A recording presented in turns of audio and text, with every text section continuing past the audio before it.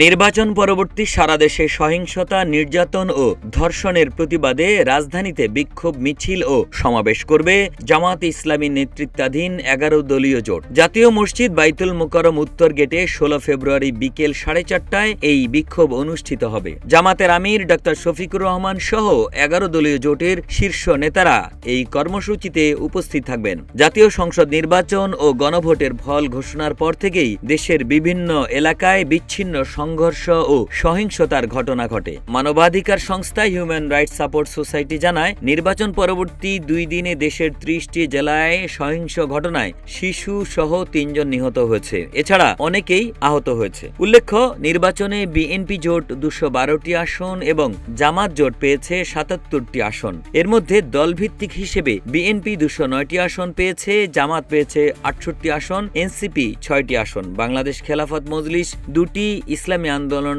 বাংলাদেশ 1টি, গণপরিষদ, বিজেপি, খেলাফত মজলিস, গণসংহতি আন্দোলন 1টি করে আসন পেয়েছে। এছাড়া স্বতন্ত্র প্রার্থীরা পেয়েছে 7টি আসন। এবারের নির্বাচনে ভোট পড়েছে 59.44%। গণভোটে প্রদত্ত ভোটের হার 60.26%।